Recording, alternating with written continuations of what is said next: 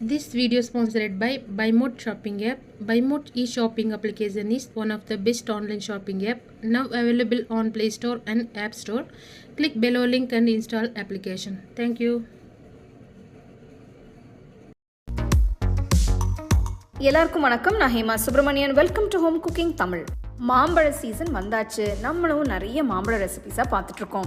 So இந்த recipes எல்லாம் இப்போ பண்ணாதாங்க, இல்லைனா இன்னும் ஒரு வருஷம் வெயிட் பண்ண வேண்டியிருக்கும். அதனால இப்போவே இந்த நல்ல டேஸ்டியான மாம்பழ ரெசிபிஸ் எல்லாம் பண்ணிடலாம் வாங்க. இன்றைக்கி நம்ம பார்க்க போகிறது ஒரு சூப்பரான மாம்பழம் கஸ்டர்ட் ஷர்பத் எப்படி செய்யறதுன்னு பார்க்கலாம். இந்த ரெசிபிக்கு முதல்ல ஸ்ட்ராபெரி ஜெல்லி பண்ணலாம். ஒரு பவுலில் கொஞ்சம் ஜெல்லி கிறிஸ்டல்ஸ் எடுத்து அதில் 3 டீ கப்ஸ் சூடான தண்ணி ஊற்றுங்க.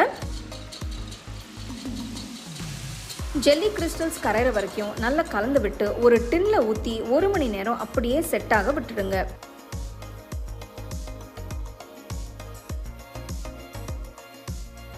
அடுத்து இப்போ மாம்பழ பியூரே பண்ணிடலாம். நான் இந்த ரெசிபிக்கு 2 நல்ல பழுத்த அல்ஃபோன்சோ மாம்பழம் எடுத்திருக்கேன். மாம்பழத்தை நறுக்கி தோலை எடுத்துட்டு சின்ன சின்ன பீசஸா நறுக்கி வச்சுக்கலாம். நான் இங்க அல்ஃபோன்சோ மாம்பழம் தான் யூஸ் பண்றேன். நீங்க உங்க ஊர்ல எந்த மாம்பழம் கிடைக்குதோ அதை நீங்க யூஸ் பண்ணிக்கலாம். நறுக்கி வச்ச மாம்பழத்தை ஒரு மிக்சர் ஜாருக்கு மாத்தி நல்ல ஸ்மூத்தான பியூரேவா அரைச்சுக்கோங்க.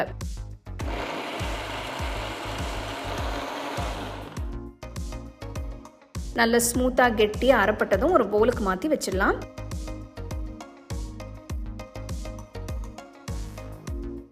ஒரு பாத்திரத்துல 1 லிட்டர் முழு கொழுப்புள்ள பால் ஊற்றி ஸ்டோவை மீடியம் ஃப்ளேம்ல வச்சு கொதிக்க விடுங்க.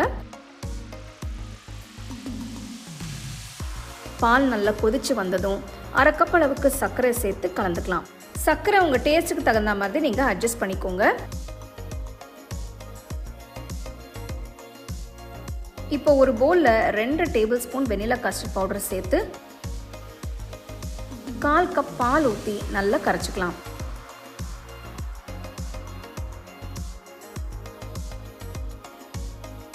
கஸ்டர்ட் கலவையை பாலில் ஊற்றி ஒரு 10 நிமிஷம் வேக விடுங்க. ஸ்டோவை லோ ஃப்ளேம்லேயே வச்சு கிண்டி விட்டுட்டே இருங்க.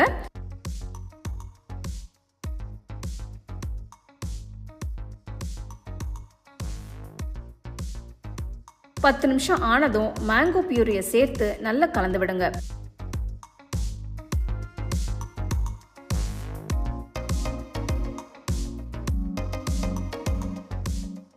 ஒரு விஸ்க் வச்சு கலந்து விட்டுட்டே இருந்தீங்கன்னா உங்களுக்கு நல்லா ஈஸியா இருக்கும். ஸ்டோவை லோ ஃப்ளேம்லேயே வச்சு 2 நிமிஷம் கஸ்டர்ட் பவுடரை பாலில் மிக்ஸ் ஆக